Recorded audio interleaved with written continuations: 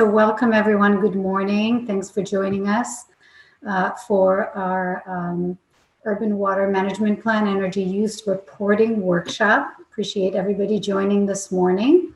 And before we get started, I just want to share with you just some practices for our Zoom call today. For participation, we have 3 different options for the chat panel. Please use that to request technical support from my colleague, Sophie Correa-Mendel, and that'll give you a chance to make sure that you are with us and able to fully participate. If you want to ask our presenters questions today, please use the question and answer, the Q&A panel, to ask questions. You can also use the hand raise in the participant panel if you want to ask questions in person. We really want to encourage you to do so. And we're going to go back and forth in terms of taking questions for those who want to ask them in person and those who have them written into the Q&A panel. When you're using the Q&A panel, you can type in your question at the bottom. You can also vote up a question that you think is particularly important and want to make sure that a presenter responds to. And if you want to just expand or clarify a question that has already been posed, you can do that using the comment function. So feel free to use any of this to engage with questions and just help us expand the conversation that we're having today. So for our workshop today, this webinar will focus on energy reporting and where you can get information for the energy use component of the 2020 Urban Water Management Plan. We're going to start with Julie Ekstrom, who's going to just provide a little bit more context for this new requirement.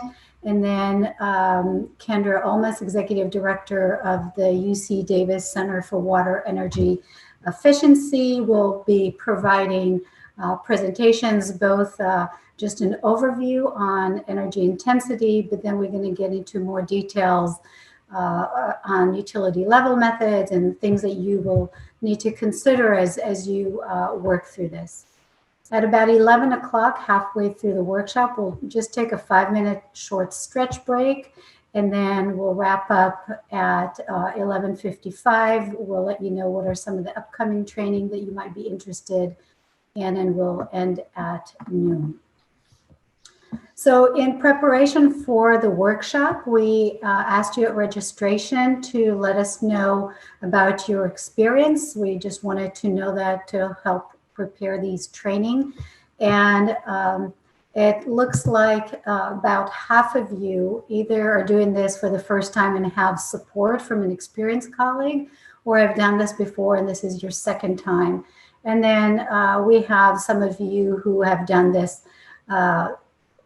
four more times, people who have done it several times, but we also have those who are doing it for the first time and don't have very much support. So we really wanted to balance and make sure that we're providing the information that would be helpful to you, and we really encourage you to ask any question that you may have while we're on this topic today. We also wanted to know, and this is a poll question that I'll put up for everyone, we wanted to find out if you've previously prepared an energy reporting as part of the plan, but as it was voluntary for the 2015, but also if you've done that for other work at your agency. So we'd love for you to provide us information about your experience with this work. So I've just set up the poll for you, and I'll give you a few seconds to respond. All right, I'll give you a few more seconds so you can respond to the poll, and then I'll show you the results. It looks like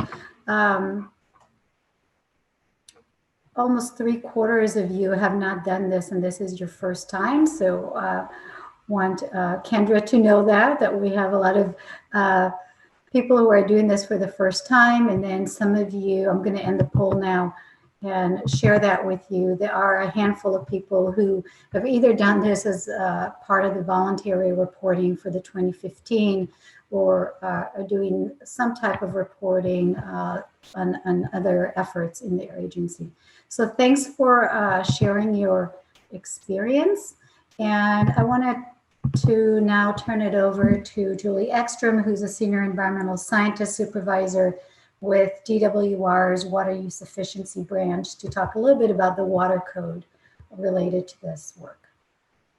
Okay, great. Thanks, Harit, and welcome everybody. Thanks for joining us. I think based on the registration, we have several of you have attended the previous workshop sessions that we've held so far. So there's been 3. This is the 4th one. And the previous ones are already available on YouTube, recorded in case you need to go back for reference. And for those of you who want to view them, of course, you're welcome. So we'll post that link later in the chat.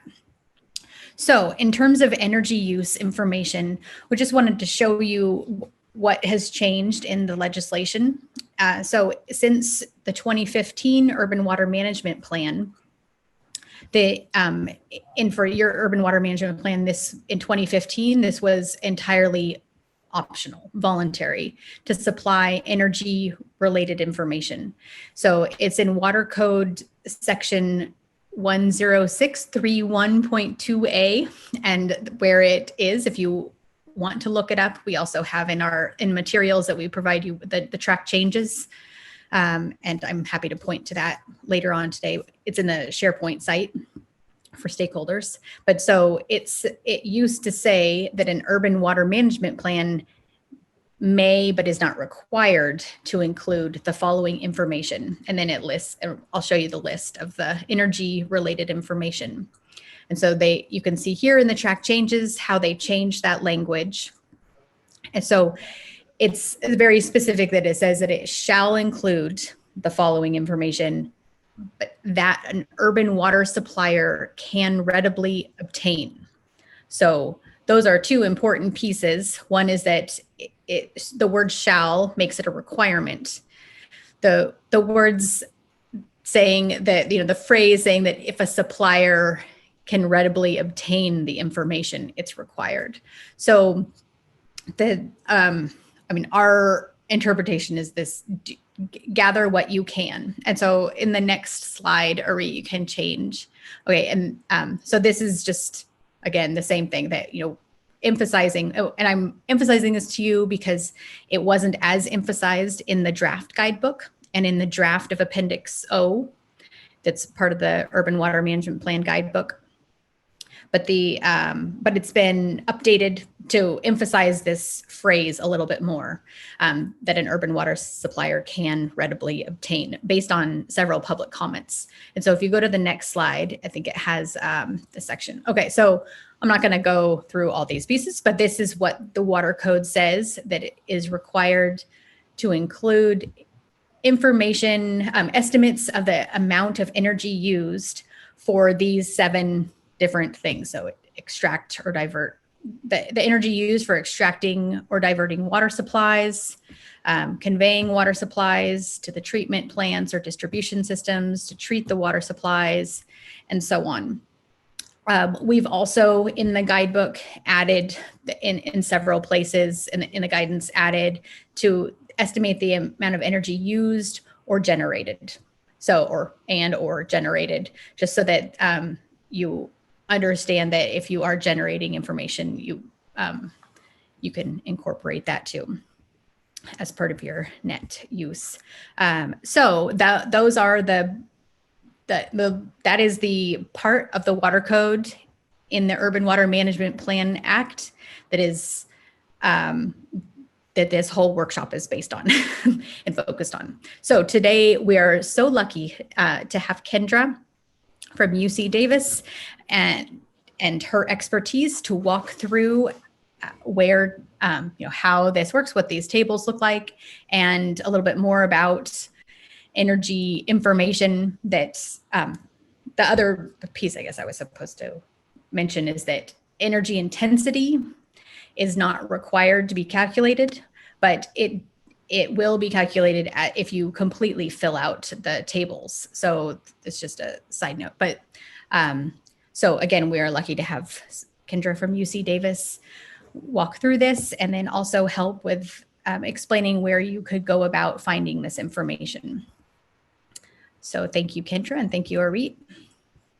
All right, thanks, Julie. So one thing before I turn it over to Kendra, I failed to mention we have live transcripts for this training workshop. And so if you look on the Zoom menu at the bottom on the right side, there is an option for live transcripts, and you can turn that on or off as you wish. So just wanted to mention that before we get into Kendra's presentation. So just a little bit about our presenter today. Kendra is the Executive Director of the UC Davis Center for Water Energy Efficiency, where she's responsible for the management and development of the center's programs. Prior to her work with the center, Kendra worked in civil environmental engineering consulting, performing land development planning in California's wine country, and designing water, on-site wastewater, and alternative water reuse systems. So welcome, Kendra, and I'll turn it over to you. Okay, let me just... We cannot hear you very well. Okay, how about now? A little better. Oh, that's strange. It looks like I need permission to share my screen.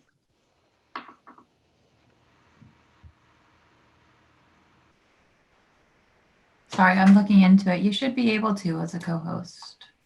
Okay, hold on. Maybe I just pushed the wrong thing. Let me try again. Okay, yes.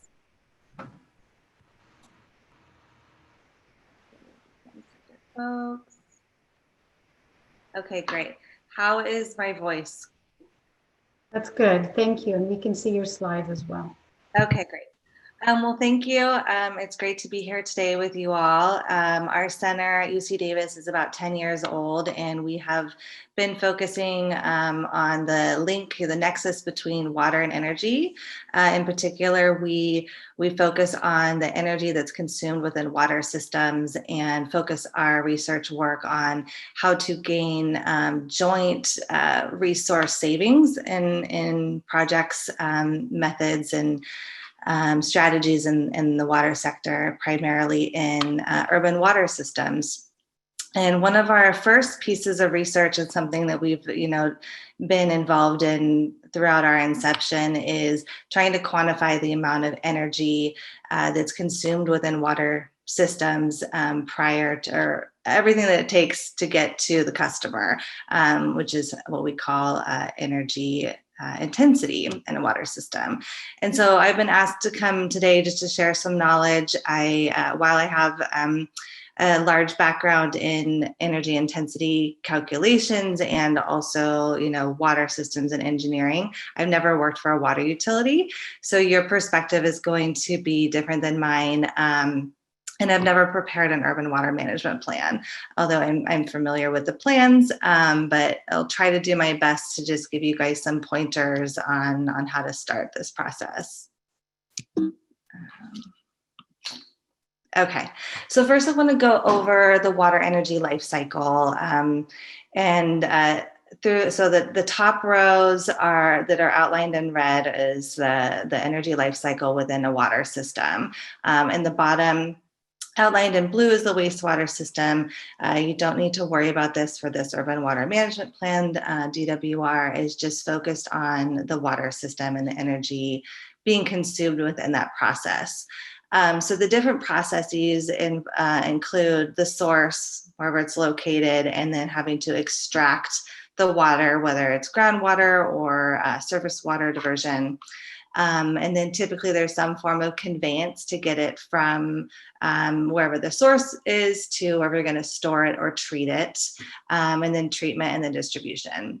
So each one of these processes has the potential to consume energy, although that's not always the case. The conveyance portion may be all gravity, distribution may be a portion or all gravity, but there's certainly the potential.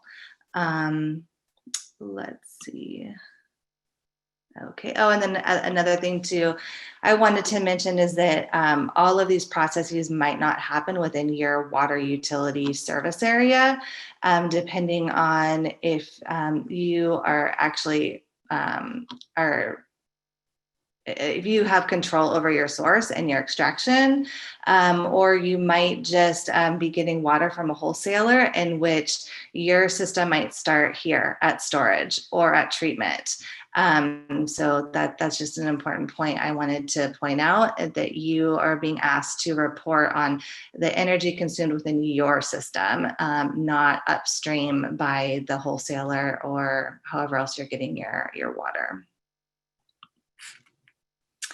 And then I just wanted to cover the fact that energy intensity in California, at least, there's no actual specified method, approved method by the state, or even a consensus within the industry on how to go about calculating energy intensity, what's the approved or best method or strategy.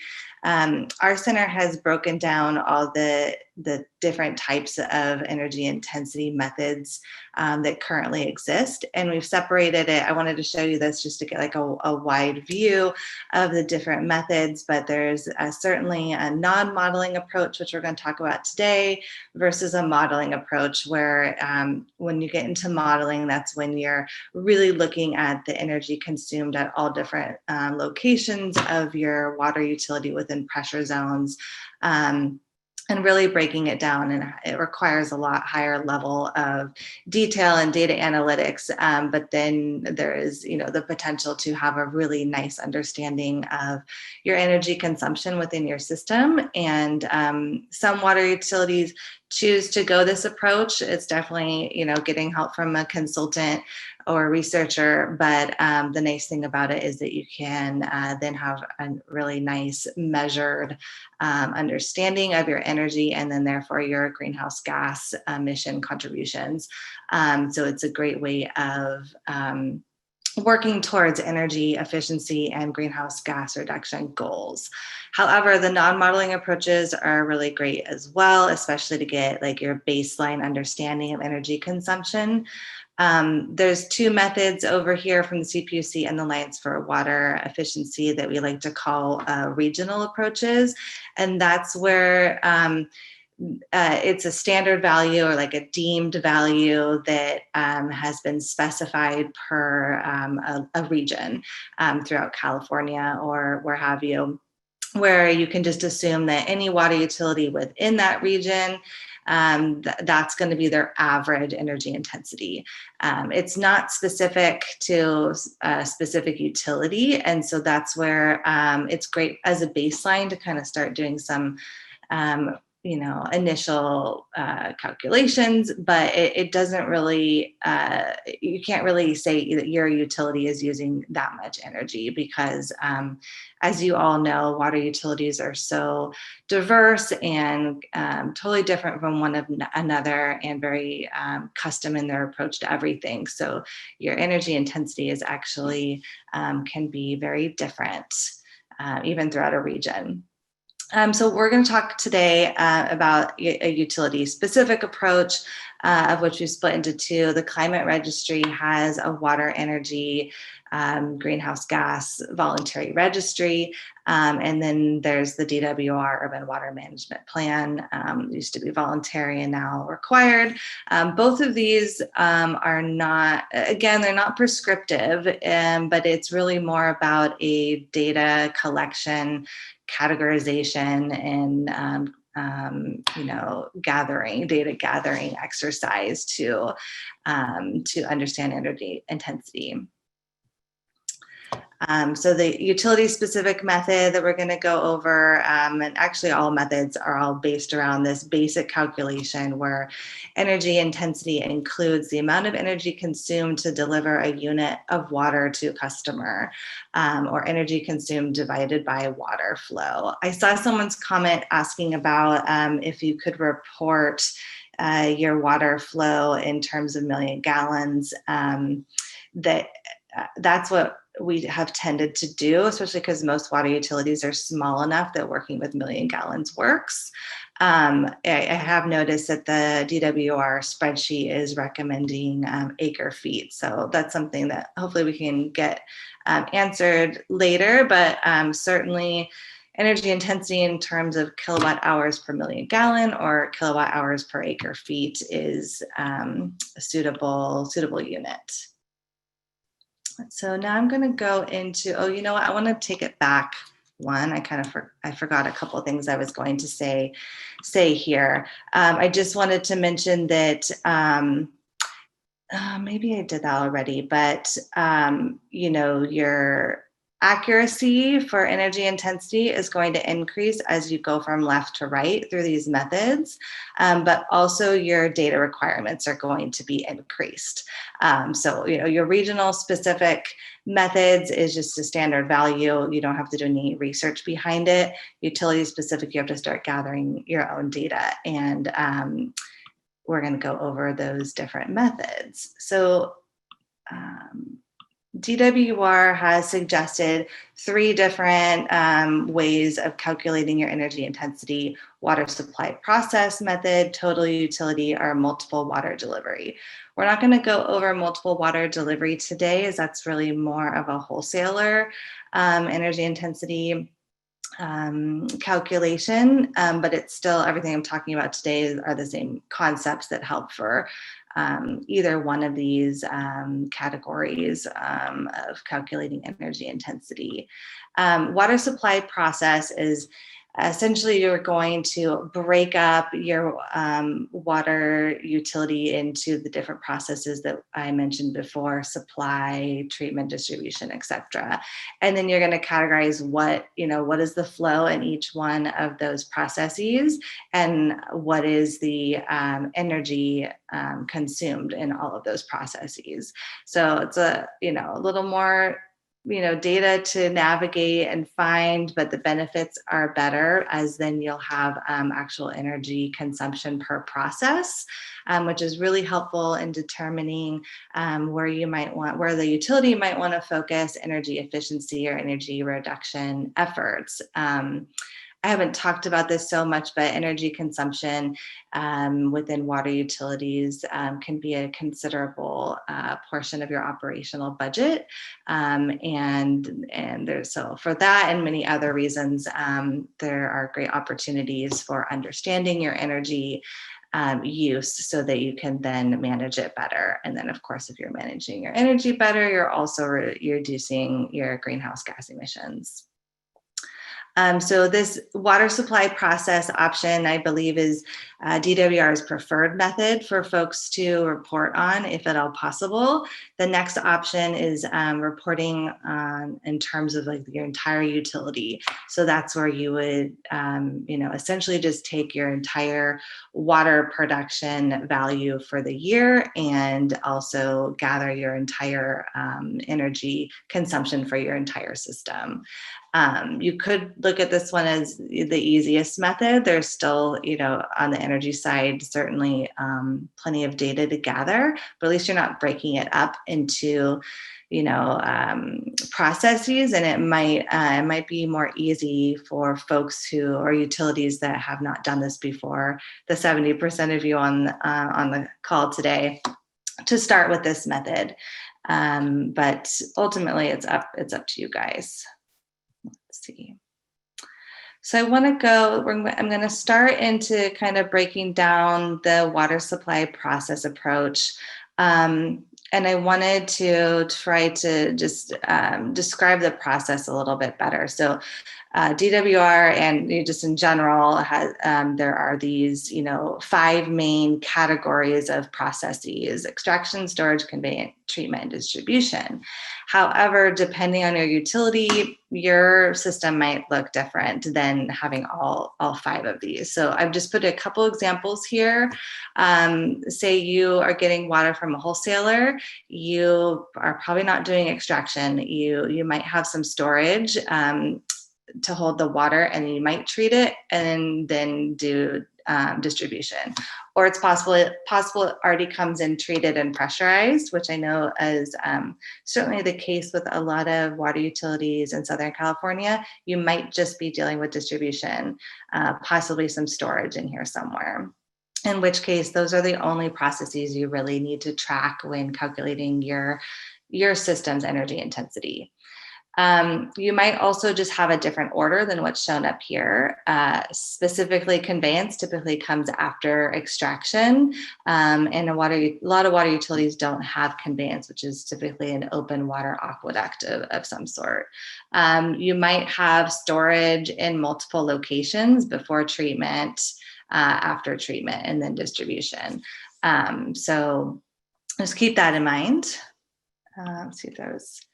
the next thing I wanted to make sure I mentioned was that so each one of these processes has or likely has energy consumed within it.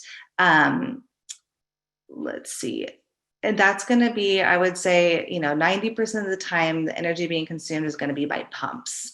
So specifically with like storage and distribution, the energy consumed is primarily pumps. And then with treatment, you're going to have actual, treatment systems and pumps and everything kind of like all lumped in.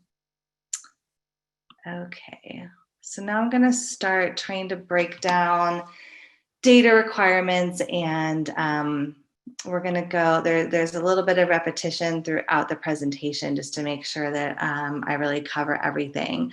But here's a snapshot of what the DWR recommended reporting spreadsheet looks like. This is table 0-1A, and you can see because it's the water supply process approach, there is an area for you to enter in your volume and your energy consumed for each process. This means you're actually going to need data for each individual process. Flow meter data is going to be your primary data point for the water.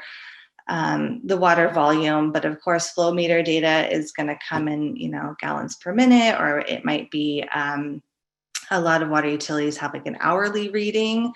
So those have to be actually totalized into like a monthly or an annual data point.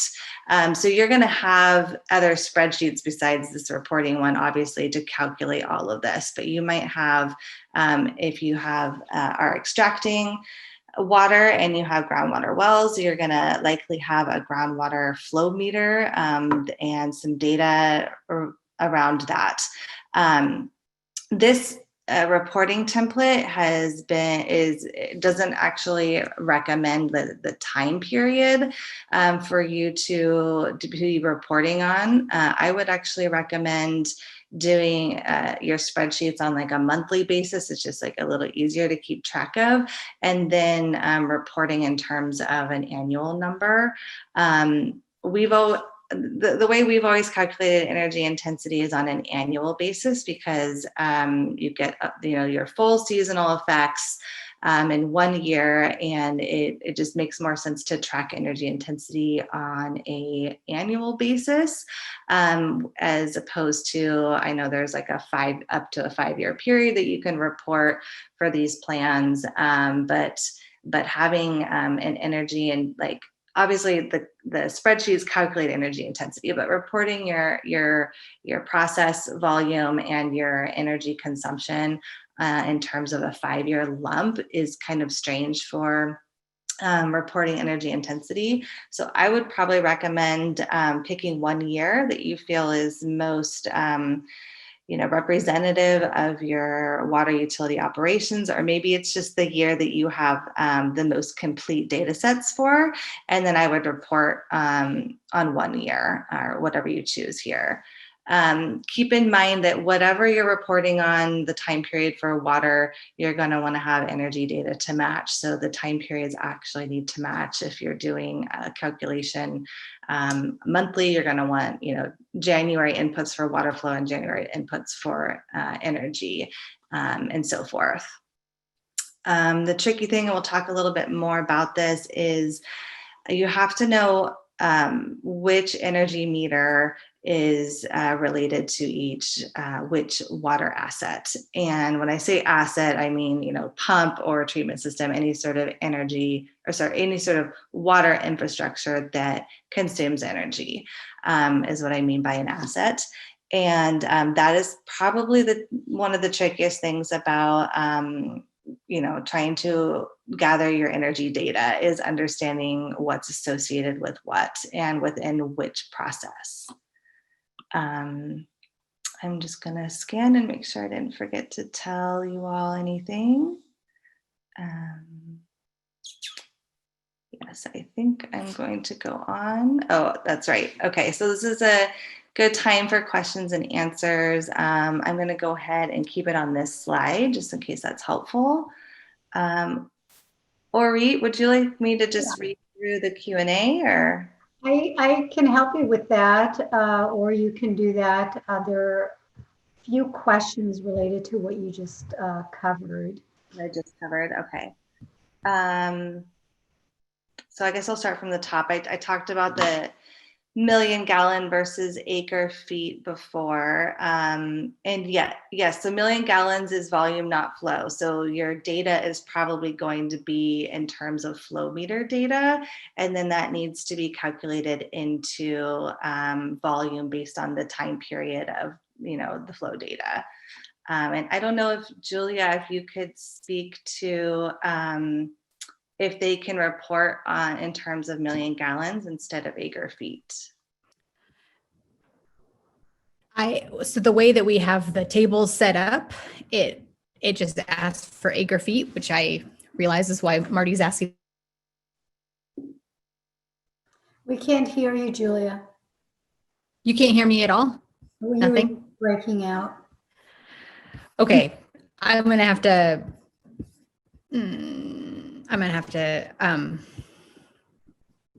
I hear you okay at the moment.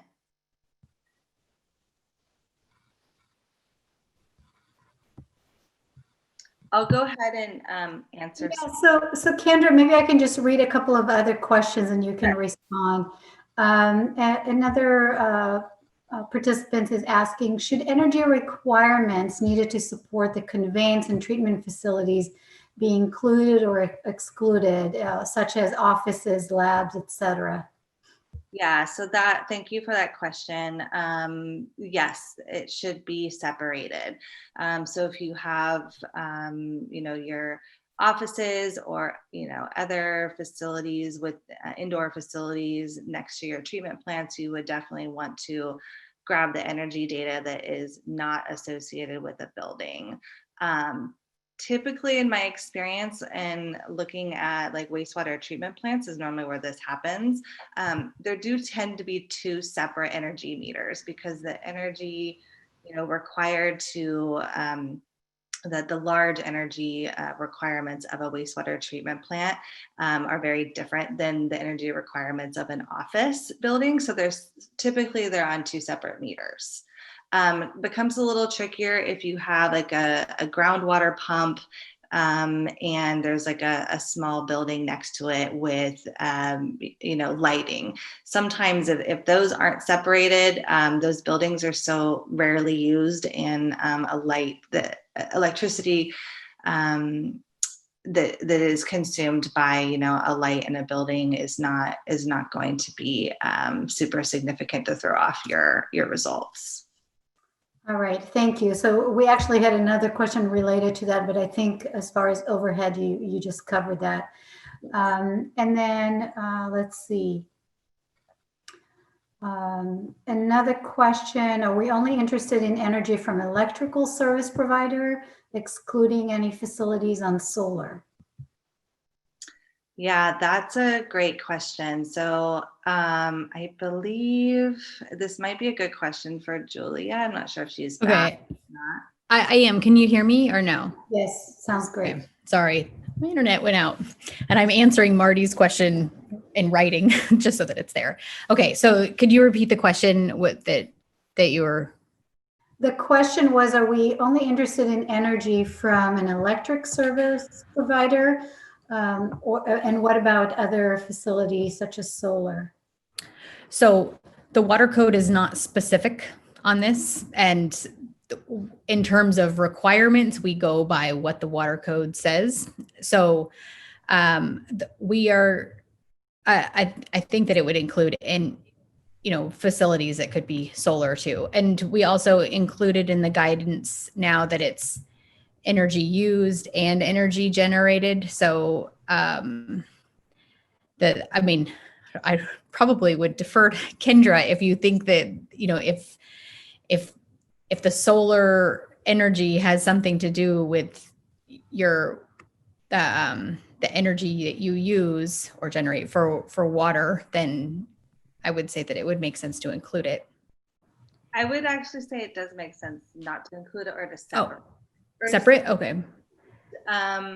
But not to put it in the same bulk, because especially if you really want to use this data for any actionable, knowledge within the utility, they're not going to care so much how much solar they're generating because they've already purchased that equipment. It's on site. What they care about is reducing their electric consumption from PG&E or whoever their utility provider is. So plus we're talking about renewable versus non-renewable. So it's great to separate those items. I'm going to just go ahead and show you guys the actual full-blown spreadsheet in the guidance book. And you can see this is table 1, table 01A, I guess. And there is a section over here for hydropower. I would think that if you wanted to split up, I don't know how possible it is for you guys to edit these tables. Maybe you're not allowed to edit them. And I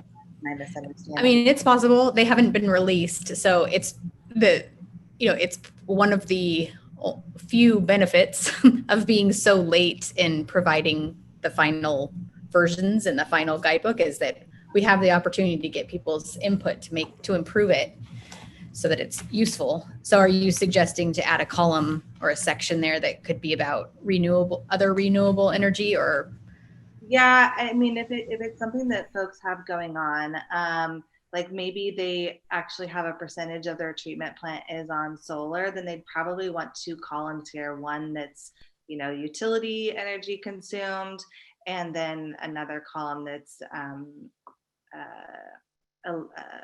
whatever their renewable is. But I would have to think about how I would actually put that into a table. But it would be nice to separate, kind of like you have hydropower separated as far as energy generation is concerned.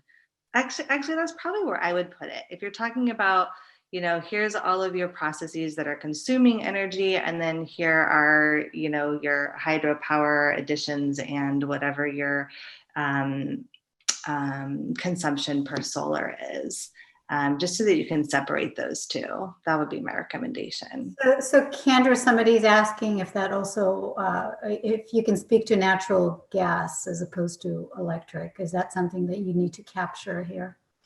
Yeah, that is something I noticed it's not in this table too. It's not as common, but I know some utilities do have certain processes on natural gas or certain pumps that are on natural gas. And that would be, it would probably be a good idea to have a line for gas as well. That's a good point.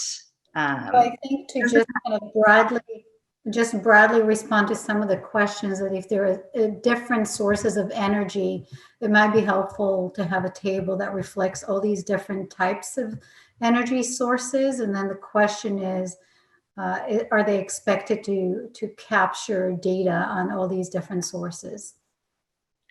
I would, if I were you all, I would just start with the bulk of your energy consumption, which is going to be with your utility provider. Because likely you don't have all of your pumps and all of your assets on natural gas. And then there might be some utilities that have a lot of renewables, but I would guess most of you don't have a ton of renewables as like a large portion of your energy supply. So I would definitely start without adding that stuff, and then and then figure out how to add it and to showcase that, you have different types of energy consumption on site. Mhm. And remember that this is what is readily obtainable. So if we do add new lines or columns that, for you to enter natural gas and solar, if it's not readily obtainable, then you don't have to put it. But the idea is that most of the pieces of the urban water management plan are required or asked of you because they are supposed to be triggering a supplier to tally up its assets or its information about its own system for itself and for its own planning. And so it would probably, could be beneficial to you just to have all the energy information in one place, if for yourself, for your own plan. And Julie, this is a question to you just as we're speaking about the table. Someone is asking, is DWR providing additional tables for estimating energy intensity values in the final guidebook? And and of course, the ultimate question of when the final guidebook will be available.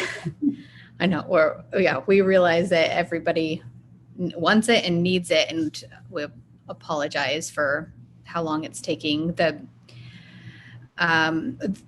We don't have plans to add another table to this workbook.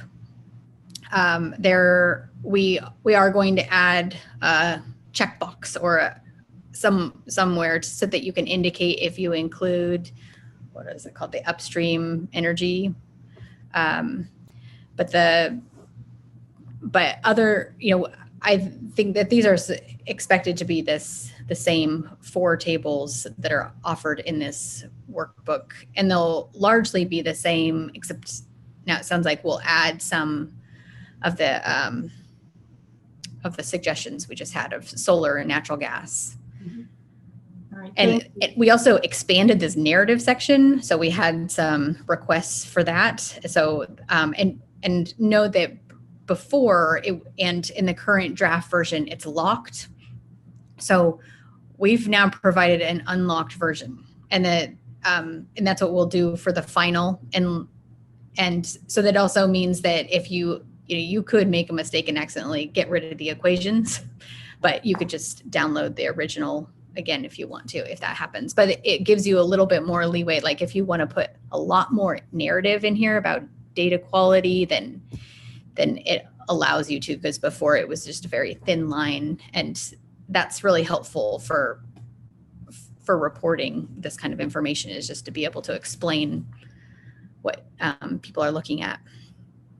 Thanks, Julie. So we have just a couple more questions, and then I think we'll move forward. But Kendra, there's some questions about the table, the appropriate time period. So I'm just going to read a couple of questions, and maybe you can speak to it together. To clarify, for the UWMP reporting on Table 01A, we can choose an appropriate time period as we wish. That's the one question. And the other one is asking how to reconcile January 1st to December 31st water production with electric utility billing period that may be different. Okay. So yes, you can choose your own reporting period. And like I said before, I'd recommend at least, one full annual year at whatever breakpoint that is helpful for you. And then regarding how you're supposed to reconcile January 1st to December 31st. So that's probably, I can show you. And then as we move on, we're going to talk about the total water utility option, which is where you're not breaking it up into sections and you're just doing like one lump production number and then one lump energy consumption data point. So if that's definitely the easiest way to go. If you wanted to split it up into, this water process method, and you're looking at all the different processes, then you would have to get flow meter data for all of these processes. So, all the flow that you're extracting from groundwater, or you're pulling from surface water, the flow that's going into the treatment plant, you have to break it up. So And Kendra, one other question and then we'll move forward is besides, you talked earlier about not doing the energy calculations for overhead and administrative building and such. There is a question besides energy used at our pump stations. Could you give other examples of you cut out there, but could you give other examples of other places to look? I believe Yes. it you're Yeah. saying. It totally depends on your water utility, but I would say, 90% of the time it's going to be pumps. So it's going to be pumps, groundwater pumps, going to be booster pumps. It's going to be the pumps that are moving water into storage. It's going to be pumps in your entire distribution system. And then the only other types of assets will be at your treatment plant. So if you have a treatment plant or two, or different locations where there's treatment occurring, then you may have, any type of treatment energy consumed. So we're talking, to run your clarifiers or for aerators in your tanks. But typically if you're at a water treatment facility, there'll just be like 1 or 2 meters that are including all of the assets that are consuming energy within the entire treatment plant. So you'll just need that, 1 or 2 energy meters. And at treatment plants, there's almost always a flow meter going into the treatment system. So that's what you would be looking for. Hopefully that helps. Thanks, Kendra. So let's just move forward and then we'll continue responding to questions after the next section. I did want to mention I'm still on sheet A, and there is a little self-generated renewable energy reporting here. So it looks like they did add to that, but it's or at least gave you a location to add the quantity of energy that you produce, but doesn't look like it's included in the calculation. So if that helps anybody. Let me get back to my presentation then, and there'll be time for questions, I believe, coming up here pretty soon. 1 second. So many different screens are open when you're doing these things. Okay, so if you want to instead look at the total utility approach, it's much more simple.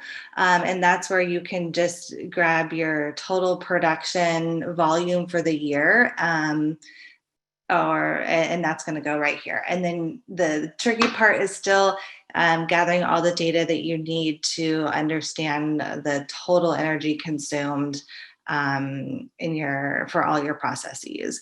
I know a lot of water utilities have done this already in the past, so that they have at least one number for energy intensity for their entire system. So the nice part about this is there's the shortcut of not having to gather data on water for every single process, and you probably already have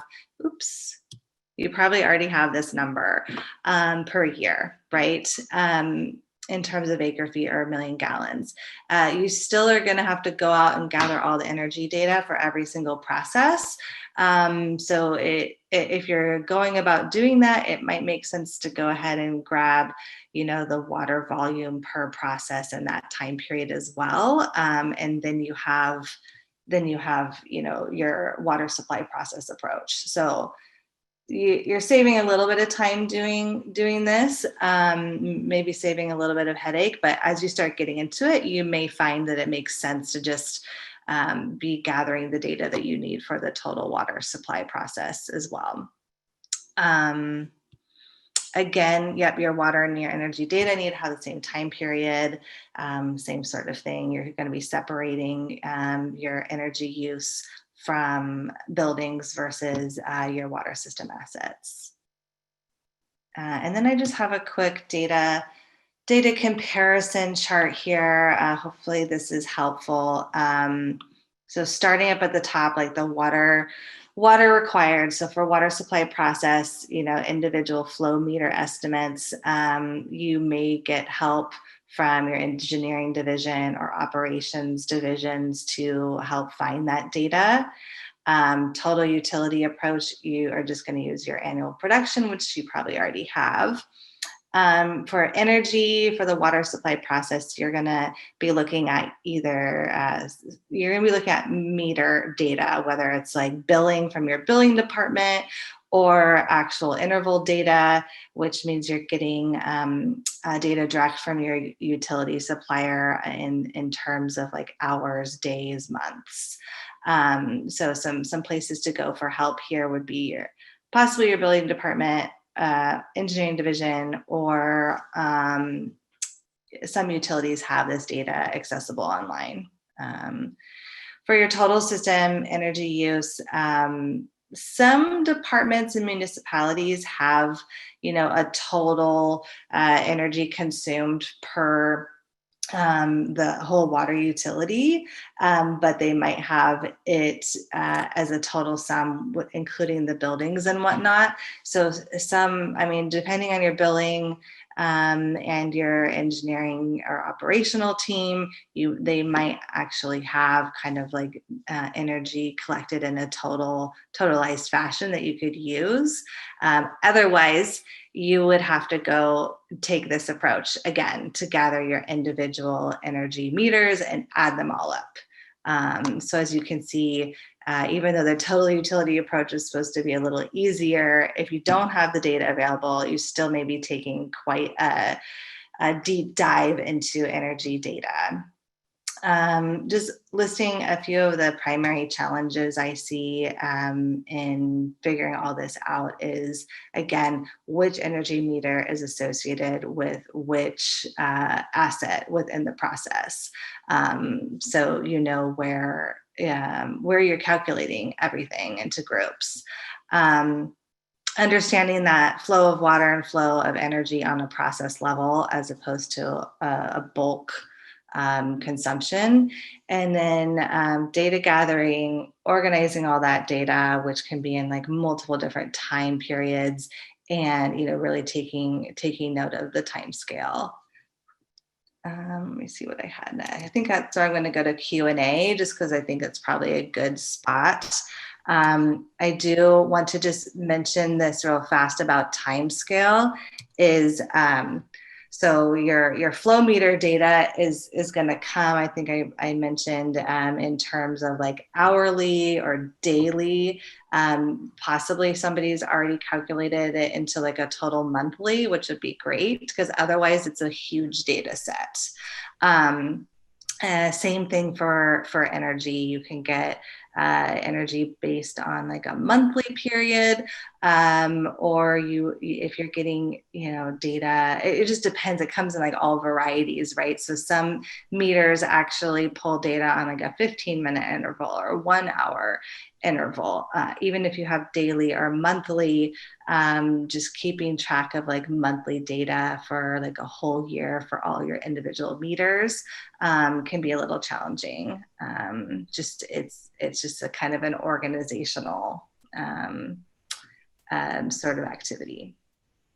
But I'll go ahead and take a few questions, and then I just have a dive into a little bit more like tips on where to find things and how to access things, which might answer some of the questions you guys already have. But yeah, and it looks, Kendra, it looks like the question is that we have the one question about different water production facilities that are on different billing cycles. Yeah. And in some ways you've answered that by I can talk identifying, talk a little bit more about the organizing around that. Yeah, if you guys were required to report on a monthly basis, that's where that would get really tricky.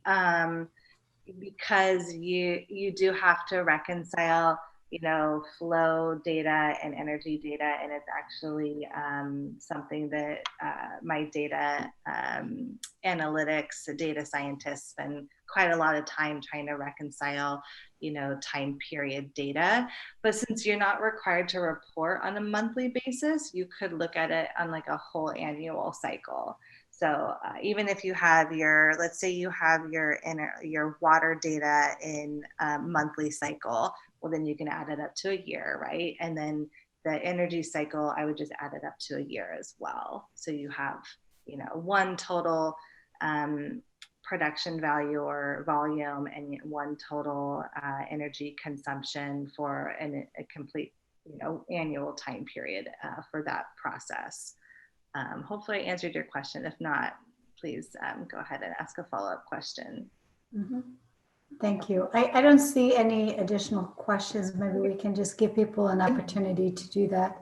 Since there's no more questions right now, I wanted to come back to the equation, or the question that Marty Laporte had about offering it as, what was it, acre feet or the million gallons. And I was just quickly looking that up, and I found some background documents about calculating this, and it talks about from CPUC, and it uses million gallons. So is that standard enough, Kendra, that it would it's not going to create a mess if we create a pull down to just say what are your units of analysis? And in the electronic data submission, everybody, it's called the Water Use Efficiency Data Portal, where you are going to submit your electronic information.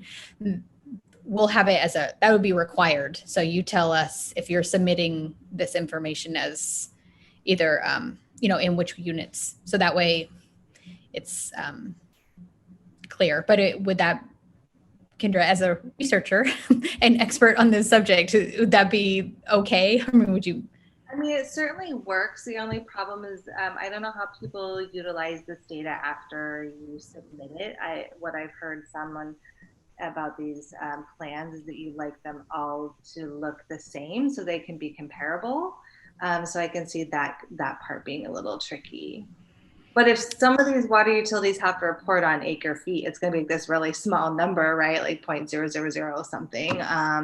Whereas if you're talking about a really large water utility, their number is going to be huge unless they can report in acre feet. But I'm not familiar enough with what the other reporting spreadsheets look like, and how you normally deal with units and the different units between different suppliers. We have somebody that responded in the chat saying that most agencies use acre feet as a standard report metric. Okay. As many of you know, this is my first year in the urban water management program or at DWR. So I'm learning as I go that. So welcome feedback on this if anybody else wants to weigh in that's participating today. It's Sydney. Let's see. Okay, so in the chat, you could say, or you could even, I think, raise your hand to let us know if you. Oh, okay, so they said a drop-down menu could work, and in some of the other tables, I believe, where they do allow you to select which unit you use, we have some conversions that can be done, or but yeah, I guess I'll take this back to the team to discuss further. But if anybody else has input, we appreciate it. Okay. A couple of questions and then we'll take a short break.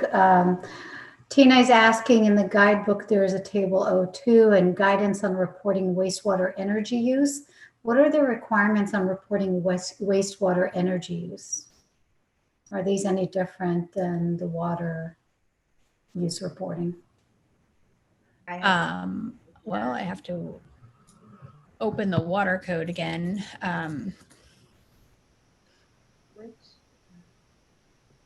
Yeah, I thought, that's the optional, right?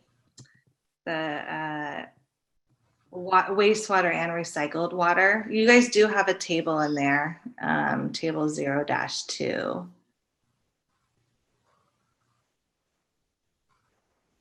This is required. These people. Oh, we're losing you, Julia. Yeah. So why don't we take a 5-minute quick stretch break? I'll give Julia a chance to look into it, and I'll leave this question as open. and it's 11:02 right now, so let's come back at 11:07 and we'll continue. Okay. Thanks, everyone. Okay, I'm hoping everybody's back. And Julia, before we get back to Kendra's presentation, if you just want to respond to the question. Okay, can you hear me? Yes, we can hear you great. And just as a reminder, the question what are the requirements on reporting wastewater energy use?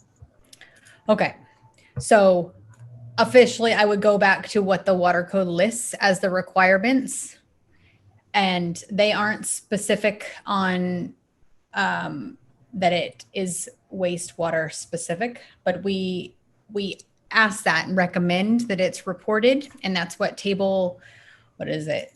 O2. O2. And so that's specifically in terms of, all the pieces. So again, it's, it's a little bit like, different path, because the water code doesn't specify that this is required. That's my understanding. And if I'm wrong when I get off this call, I'll send a notice out to the urban listserv that, because I'm sure that my supervisor will know this more specifically than me, but she wasn't able to participate today. I feel like my recollection, Julia, because I gave a similar presentation like a month and a half ago, and I had read these sections a little bit more, but I was pretty sure that tables O-2 was optional, maybe recommended, and that's all the wastewater, energy intensity, and recycled water. So definitely worth checking with Sabrina and seeing if that's true or not, but that has been my impression as well. So maybe that can be an action item to follow up on in terms of clarifying the requirements of the table. Okay, thank you. All right. Okay, so Kendra, back to you. We'll hold off on some of these questions here so we can get through the presentation. Oh, okay, that's fine. And I don't have too much left, and maybe it'll answer some of the questions that folks have. Can you guys still see my, there's your stretch break slide. Oh, it looks like we have a poll. Can you guys still see my screen, or I need to reshare? Or am I on you guys, what do you guys see? We can see your screen, it's fine. You can see the presentation? Okay, great. Yeah. So let me put the third poll asking, how do you plan on gathering energy data? So here it is, just wanting to get a sense of what people's resources are and where they're looking for information. Okay, and if you are answering with other, go ahead and put that in the chat so we can see what other resources you're utilizing. And I'll give you a few more seconds. So I'm going to publish the poll, so you should be able to see it.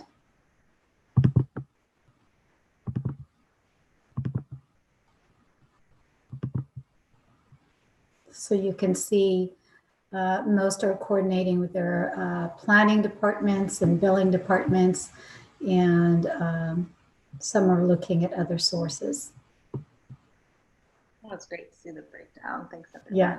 Okay. Okay. Folks are thinking about coordinating with your planning engineers or operators. I think that's going to be your best bet in starting this, but I go into that a little bit. So my next slides are just basically things to consider, things to keep in mind, maybe just like more details. Let me see, here we go. Okay, so kind of starting, the place where I would start would be to understand my system, and in particular to try to decide if you're going to go with the full utility process method, or look at just like the total system. So I would start looking at like, what are all the individual processes within the service area? So do you have extraction? Do you have conveyance? Do you have treatment, etc.? And understanding which elements you have.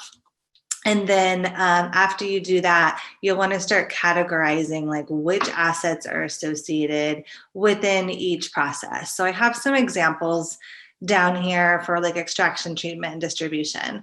So say you guys say your utility had 3 separate groundwater wells where you're, extracting water. You're going to have the actual well pumps as assets, and then you'll probably have some booster pumps that are able to then take the water and push it over to whatever sort of storage or conveyance system that you have. And that means you're likely to have 3 different energy meters and 3 different flow meters. So just categorizing like what you have, what's the water, what's the process, what are the assets in there, and which ones have energy meters. And keep in mind that when you're looking at assets that are spread out amongst a water utility, like a groundwater well or any sort of pumping station throughout the distribution system, there's likely only 1 energy meter associated with a collection of pumps or, whatever that localized site is where there's some activity going on, but it's not like a full treatment system. So you're likely within groundwater wells or within your distribution system to have a pump system, and which might have multiple pumps, but a pumping system with 1 energy meter. So that's the easiest case. And that might be all you have in your water utility, and it might be really easy to match which meter is associated with which collection of pumps. Then at a treatment site, you're going to have multiple assets, multiple pumps, multiple treatment systems and aerators and equipment, but you're likely to just have like 1 or 2 energy meters and probably 1 flow meter into the system. So that can be, as long as you can separate out the building meter from the, the meter that's collecting the consumption for the entire facility, then that's pretty straightforward as well. Then with the distribution system, say you have like 20 different pump stations and you have 20 different flow meters and energy meters. Since you're looking at the distribution system as a lump sum, you might get away with not knowing exactly which meter corresponds to which pump, but just summing everything together. So adding the flow meter data, calculating the volume, and then adding all of the energy meters. Since it's all within the distribution system, it doesn't necessarily matter which meter is associated with which pump, as long as you know this meter is associated with a pump that's out in the distribution system. You may find that pulling up maps or drawings of your system to try to understand your processes and your assets is helpful. Again, you're going to want to talk with your, engineers and operators. And I can't stress this enough, is, taking this task on as not just the water efficiency coordinator or whatever process, whatever role you hold at your utility, but really making this like a utility activity that more people are responsible for than just the person filling out the urban water management plan. You really need an internal support system. I know that water utilities can be really siloed, and the people dealing with water efficiency or planning can be super different and not talk to the folks who are the operators or the planning engineers. But in this case, I think it's definitely worth trying to pull people in, having a meeting, trying to like plan out how are you going to tackle this. Or just trying to find the right people to talk to, because this work has already been done and you just need to figure out how to get access to it. Let's see, I'm going to move on here. the next step in understanding your system is understanding what data is already available, what time scale is it at, can you get it in monthly data or annual data as opposed to hourly, which I'm showing a graph here, not to scare you, but this is a graph of, I think it's one pump station, and it's flow data in blue and energy data in yellow. And I believe this is like at hourly or 15-minute data for like every single day, and this is only going like a few days. So you can see if you have this sort of high level data that's like, you know, every hour, every day, you're going to be dealing with a massive swath of data, which is not easy for everybody unless you have programmers in house and whatnot. However, if you have this level of data, it's likely you do have programmers in house, and possibly they've already or they could put this into monthly or annual data for you to use. That would be a lot easier. And so it's through understanding your system, I think, and what sort of data you have available already is how you choose which type of reporting to do, either method A or method B. I just have a couple more slides about gathering energy data, and then I'll take your questions. So gathering energy data, there is the option of coordinating with your billing department, but what you're going to get then is you're going to get billing data, which is, you know, a collection of papers per month per meter. And if your meters aren't already matched to your assets, it's going to be kind of a nightmare. Just starting from scratch, right? And that's not unlike what a lot of other utilities have already dealt with when starting to look at their energy consumption. When you're starting from scratch, it really is this mystery of where do all these meters, what are they associated with? One utility I worked with when we were doing an energy intensity study with them was a municipality. So they were a city that was operating their water utility, and they definitely had all their flow meter data and whatnot, but they did not have access to their energy data. So they went and tried to coordinate with their billing department at the city. And what they found is there was no separation in their energy bills between which meters were, you know, outside lights across the city, street lights versus, you know, city-owned buildings versus water and wastewater infrastructure. There was absolutely no knowledge of that. But that was a good thing to know because, one, they knew that if they wanted to really understand the energy in their system, they were going to have to start from scratch, which was taking the energy bill with, you know, normally on an energy bill, there is a meter number that's listed, and then going out around their water infrastructure and looking at their energy meters. I couldn't find an energy meter specifically for a water system, but this is a home or commercial energy meter. They basically, you know, look all pretty similar to this. They're going to be visible. They're going to be on the outside of a building because a utility representative has to come around and read it. But on there will be listed a meter number of some sort. And then, you know, that's the basic way of starting this process, is actually taking your bill and then trying to match, you know, each meter to its location. Kind of a painful process. I definitely know a lot of water utilities that have gone about doing it. And I just want to recommend it is a great opportunity for an intern to do if you guys have summer interns or otherwise, because it's just some kind of nitty gritty stuff. Let's see what else I wanted to mention about matching meters.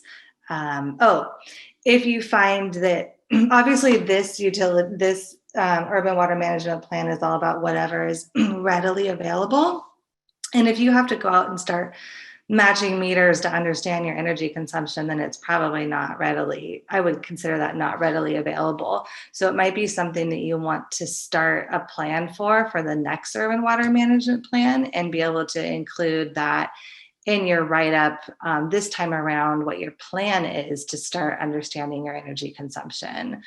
If you don't have energy data for this this upcoming cycle. You could also work with your engineers or operators to estimate energy consumption. And that's done by, the operators understanding each asset.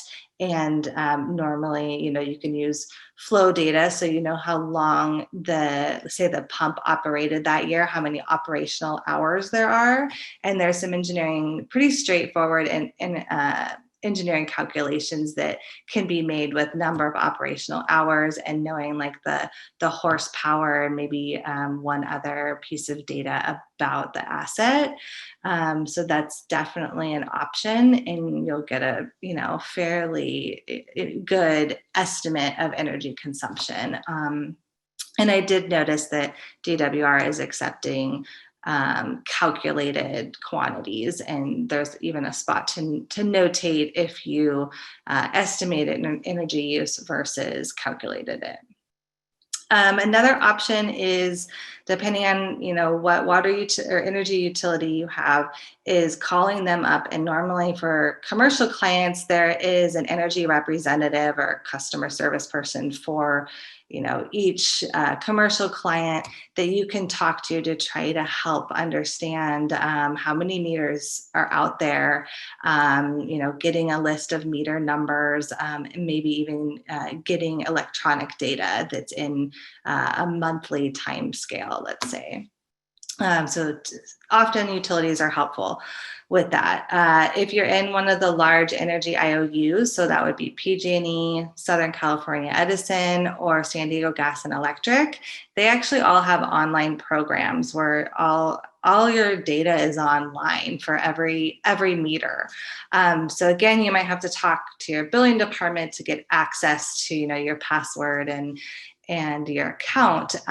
But if you look around on your account, they do have, they call it green button, or, look at my energy use. So if you just explore a little bit with your account, or you can even, if you want to know more about the green button program, which is just, I don't know why they call it that, but they literally have like a green button you can push on your online account, where you can request data and just download it right there. And you pick your time period and whatnot. But you can Google, if you're in one of those territories, I would suggest Googling, PG&E green button and seeing how the program works. And then trying to get access to your account, because pulling electronic data is going to be a lot nicer to work with than monthly bills. And I think I just have one more. I guess I've talked about this already. Let's see if there's anything I haven't talked about. Matching multiple. I guess I should have put this slide a little earlier, because I think I went over most of this. One thing I didn't mention yet is if you're going to be the one, or someone on your team is going to be the one to try to make sure you have your meters matched or associate assets with energy meters, I would recommend requesting a site tour with engineers and or operators. They often know where the energy meters are. They might even know which meters are associated with which assets within like a water treatment plant. They'll be able to tell you, this is the building meter and this is the meter for all the equipment. So that might be the way to go, or even just working with them to finish mapping whatever needs to be mapped, or understanding your system. Well, I think that's all I have. I think we can move on to questions, and happy to move back to any slides if needed. Great. Thanks, Kendra. Go ahead, Julie. Oh, I was just going to say, so I've been getting a little input on the question about, is that O2 table required and the information in it? And so, I mean, in the end, it's up to your legal counsel of how they interpret the code, but either recycled water and wastewater, it could fit in what the listed requirements are. In that, there's a slide earlier that we could go back to, but it's, so the amount of energy in terms of, for for conveying to the water treatment plants, to energy used to treat water supplies. So depending how your system is set up, if those are considered supplies, especially for recycled water, estimate of the amount of energy used to distribute water supplies through its distribution systems. So it depends, how you answer that is going to be unique to, whether or not it's required. Depends on how your system is set up for those types of water uses and treatments. Would you agree, Kendra? I just want to make sure that's. I was actually trying to find your slide, so I wasn't listening. Oh, okay. Sorry about that. No, it's okay. So the question was regarding if that table 02 is required if you do have readily obtainable information, and so there's this. Let's see, there is a list of 7. I don't have them. If you wanted to post them, I stopped my screen in case you wanted to. Okay, I don't have that slide deck on this computer. Okay, so number 2 on that list from the water code is the energy, estimated energy volume used to convey water supplies to the water treatment plants or distribution systems. The other one that seems eligible or potential is the number 6 is an estimate of the amount of energy used to place water into or withdraw from storage. And so, depending on how you use the post-treated recycled water or wastewater could be applicable. And then number 7 is any other energy related information the urban water supplier deems appropriate. So that goes back to the discretion of the water supplier. It sounds like a lot of this is at the discretion of the water supplier and how they interpret the code and what's being requested. And knowing that this is the first time this level of information is being requested. I know every time I talk with Sabrina, your supervisor, she really stresses whatever water utilities can provide this time around, and that they're not expecting all these spreadsheets to be fully filled out with every single piece of information, it sounded like to me. So if you're new and Right. you're studying this for the first time and you don't know anything about where the meters are and there's no data already available, and you're kind of starting from scratch, then possibly just filling out table 1B, which is the total utility reporting, and not worrying about the wastewater is a really good first step. I would think. Yeah, that's a great recommendation. And we also encourage you to explain in the narrative of your plan, where you put this section, and also in the narrative section or description section in the table, so that you can, even laying out what your challenges are is helpful, so that it relays it back to the state, that for further documentation. Mm-hmm. So maybe we can get to some of the questions that we have, knowing that, as you just talked about, Julie, that there may not be one uniform answer to all of this, and some of it will have to do with the system that is being described and the kind of resources and data that is readily available. There's still some questions here that touch on very specific things that maybe you can speak to, either one of you. And I'm just going to go through those questions to make sure we address all of them. The first one is with regard to exercising emergency resources. So do you want to include energy used for exercising emergency resources, such as emergency wells, backup generators, for maintaining them if they're not producing water for the system? Yeah, I saw that question. I was a little confused by the addition of if they are not producing water for this system. And I would think that if you're not producing water that's going into the system and going out to customers, that you wouldn't have to include that. I don't really know what sort of circumstances that would entail. I know that a lot of water utilities in PG&E and Southern California Edison are having to get used to dealing with public power safety shutoffs. And as a result, a lot of them are using natural gas generators or diesel generators. If I were you, I probably wouldn't report that. That just sounds like a real pain to try to deal with those. It probably happened, 5 times within the 5-year period. And so that might just be just cumbersome to try to gather and separate and whatnot. I definitely encourage you all to, decide what you are going to report and what makes sense. And if it's going to take 40 hours to track down, one event that, didn't really consume a lot of energy or water, then you might just not want to get so detailed.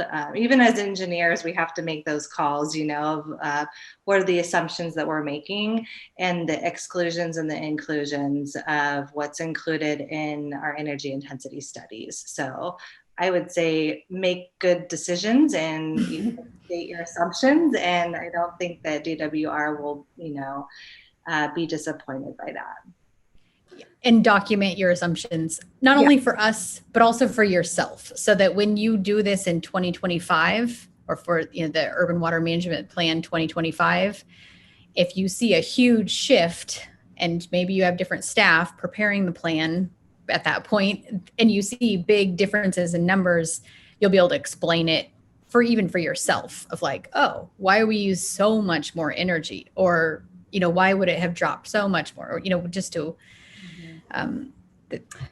so as you're talking about it, Julie, it seems that just as important as the data and information you're sharing, the assumptions are particularly important for the reporting here.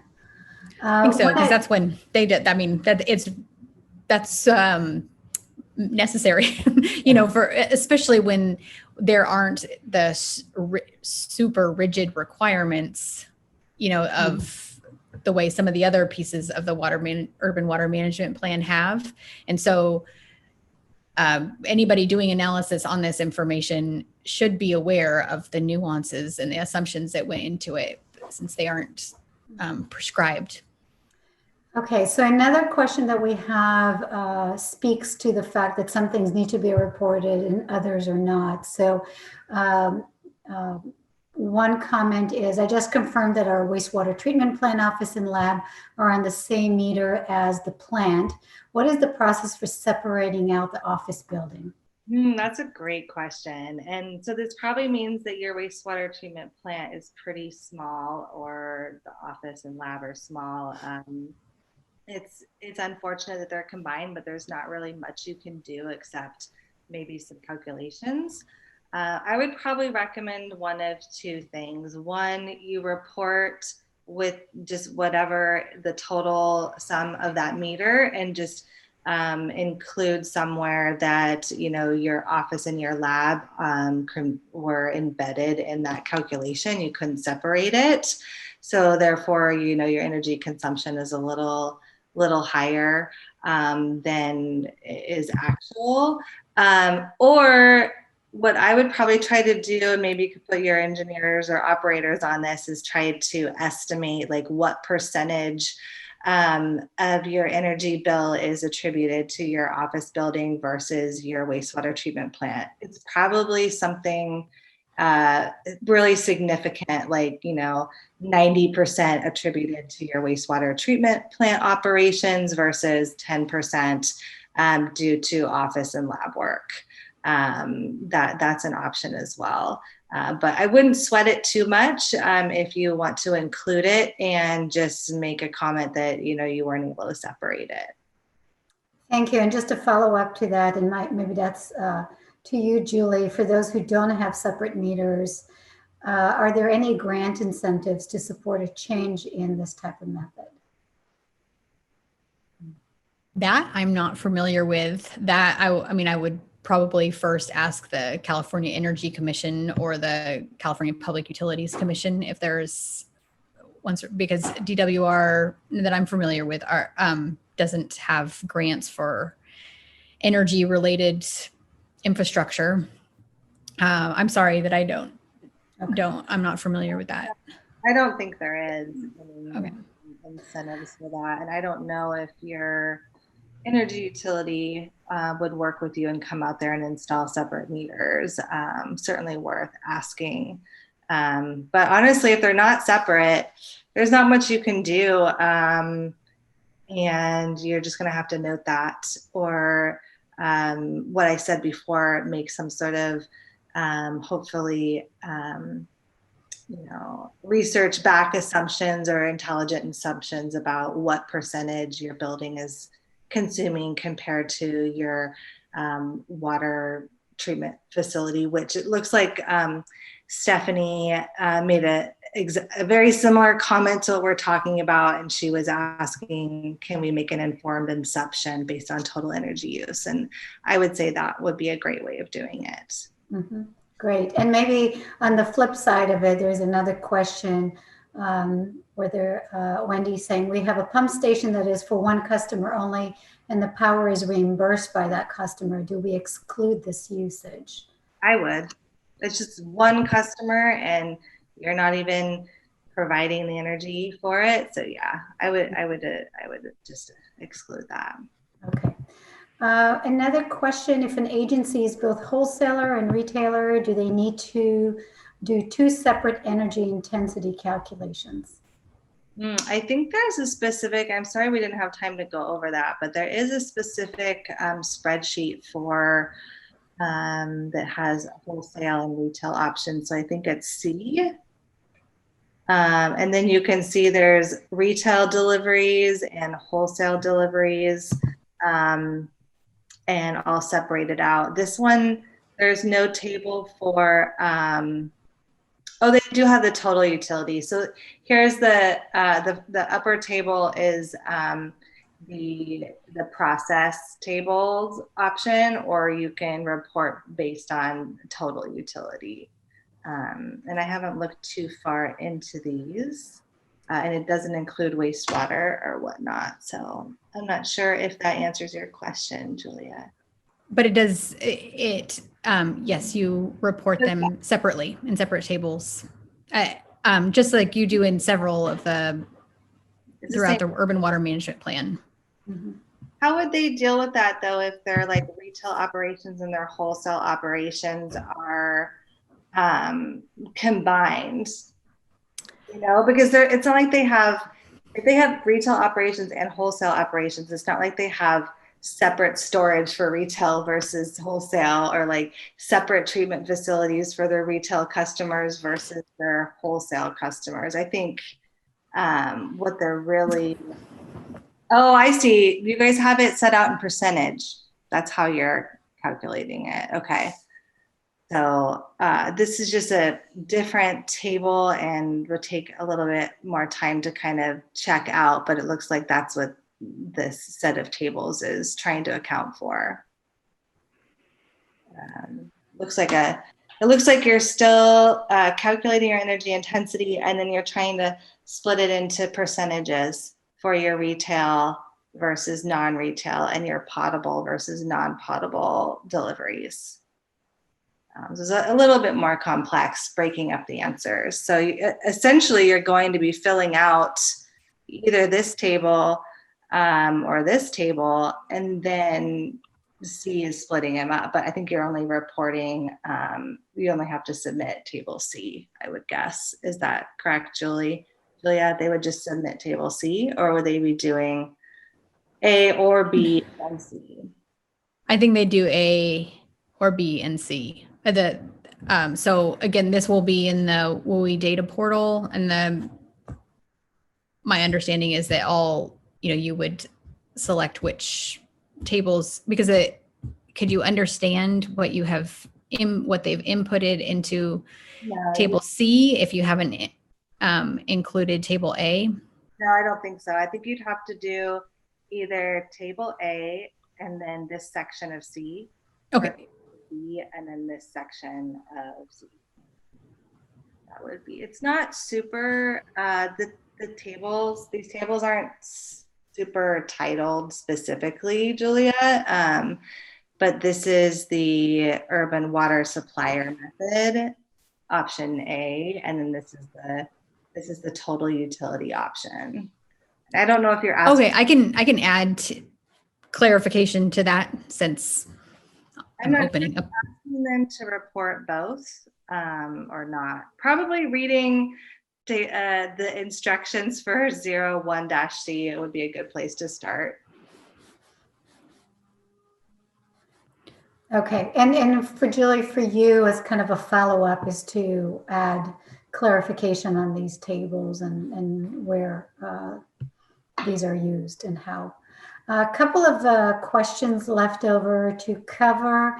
One is just more just general, Kendra, as to your experience. Have you found that most utilities do have separate meters for their processes? Yeah, that has been my experience. Just to be clear, the only time that becomes like the biggest problem is at your water or wastewater treatment plant. Otherwise, you just have, a pump out in the system somewhere, and that pump has its own separate meter, or maybe it's attached to a little pump house that barely ever gets used. However, I'll just add the caveat that we tend to work with large water utilities, or fairly large. I'm trying to think of what the smallest one that we did is probably still much larger than your, like 100,000 connections or more. And the smaller utility you get, the more I can see that at a wastewater treatment site, you might just have one meter for buildings and operations. So that's probably why I'm getting some questions from you all that have already confirmed that they're on 1 meter. Mm-hmm. Yeah. Okay, and the last question is to clarify, why do you need flow for pump stations internal to the distribution system? Isn't total production and the flow that matters?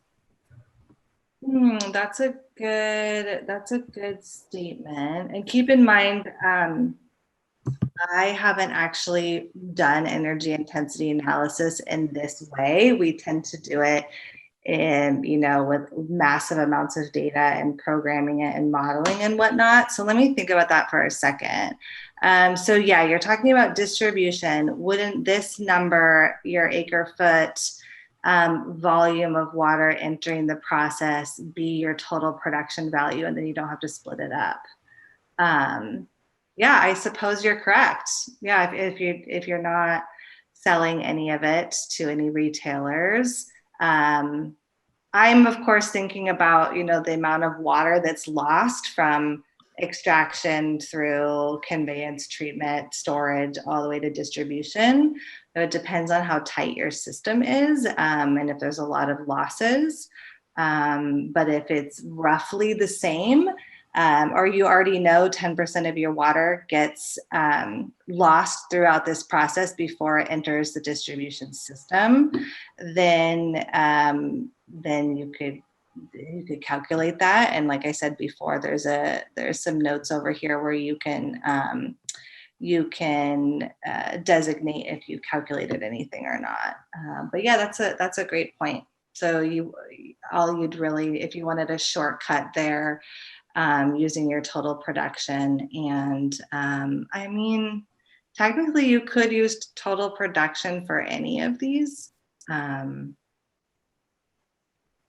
I guess that is an option. Yeah, I'm used to looking at using the actual data and doing like a full analysis on like the actual flows in each one of these processes. But if you did want to kind of do a shortcut and not have to add up a bunch of data, that might be an option, just to put in your total production volume for all of these things. Thanks, Kendra. Sure. I don't see any additional questions. So I want to thank you for your presentation and for providing answers to the different questions. I'm going to share the PowerPoint and give Julie an opportunity to just talk a little bit about upcoming training workshop and just help us wrap up. Thanks, Sarit, and thank you all for your participation today. What I forgot to mention at the beginning is that we recognize and appreciate that you have so many meetings with, several of you have so many meetings with DWR today. Following this, there's the water loss meeting about the new software that AWWA is rolling out. And then after that, we have another webinar on compliance with SBX 77 as part of the Urban Water Management Plan training series. So so as I've mentioned in the other webinars, this is one of several trainings webinars that we're offering for helping people prepare the urban water management plans that are due July 1st, 2021. And unlike in the past, when we did full day-long workshops in different places around the state, what we are offering this year, because of COVID and the restraints of traveling for the state staff, but also for others in large public gatherings, is that we're offering focused webinars that are on specific topics that people relayed that they wanted assistance in and to dive into.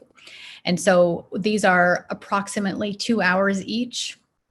So far, we've had the 3 others that we've had have been about reporting Delta Reliance. That's the Appendix C. There was also the drought risk assessment tool. It's an optional planning tool to assist suppliers in developing their drought risk assessment and also kind of pull together information on their supply characterization and their use or demand characterization that's part of the urban water management plan. Then the third one that we had was about estimating population in your service area. And so this is the fourth one. Each of these are being recorded. And then the week following the webinar, we post them to the California DWR YouTube page. So they are easily accessible compared to some, so you don't have to log in and they're open to the public. So we have there's a specific playlist available that's called the Urban Water Management Plan playlist. And you view the playlist and then it shows you all the trainings that you can view. And as Arit mentioned, these are all have live captions. And so the transcript is included. And so you can view that as part of the YouTube recorded webinar. So we have one more today later on from 2:30 to 4:30. This was the training session on the SBX 77 compliance was scooted to start at 2:30 instead of 2 o'clock as originally planned, because we had we wanted to accommodate for the water loss meeting that was happening. It goes until 2:30. So again, we appreciate your participation and we recognize that this is a slammed time of year, but especially today, I guess everybody wanted to get things going or, recorded and out there before the holiday. So we will have 5 done by December and, within this month. And then next month, we have a few more planned. So right now, barring any constraints that we hear from management, we have 4 planned. The January 12th from 10 a.m. to noon, we're going to go through the baselines and targets for SBX 77 for those of you that need to recalculate those or possibly are calculating them for the first time if you didn't submit an urban water management plan in 2015. January 13th, we're going to hold a webinar that's on incorporating climate change considerations. And so as you know, it's not specified how to include that or how it must be included based on how the water code is written, but that it does need to be included. So we'll go over how different ways it can be included and point to some existing information that might be helpful and kind of how to think about it. January 27th we are going to hold a 3-hour webinar on preparing a water shortage contingency plan. And so that one is a big change from what was previously required in the 2015 Urban Water Management Plan. Now it has specific elements to structure that plan, but that must be submitted as part of the Urban Water Management Plan in July 2021. And then February 10th, we're going to offer a training session on the preparation, adoption, and submittal process for the Urban Water Management Plan. And then later March or April, when the WUI data portal, that's the electronic submission portal, once that is updated with all the final tables and that process is public, we plan to hold a webinar to just walk you through how to submit your plans for those of you, just to make that available. And so, as we said before, the training recording of this is going to be posted by next week to the DWR YouTube page. That link there, I think, is also in the chat. And the materials, the slides from all these training sessions are being put onto the Water Use Efficiency WUI stakeholder SharePoint site. Many of you are already members of that, but anybody can request access. So please contact James Campagna, and the email address for that request is wue@water.ca.gov. And again, I want to thank you all for your participation and your comments and your questions. This is really helpful for us to kind of try to incorporate, and even update at the last minute your needs into the tables, because we want to make sure that they work in reality for you based on your system setup and your needs. So thank you. Thanks, Julie. So just a couple of things as we're closing this workshop. The registrations for the upcoming workshops will be available soon. And also want to check with you on how helpful the training was. And given that we still have several training, if you have any thoughts on what you would like to see in training and what would be helpful in terms of how we're providing these workshops, feel free to add comments in the chat. We want to make sure that these workshops are helpful and relevant to the work that you're doing. So please feel free to provide your thoughts in the chat in addition to the poll that I just put up. So thanks, everyone. And we may see some of you in the afternoon. And thank you, Kendra, again for presentation and for answering everyone's questions. You're welcome. Thanks for having me.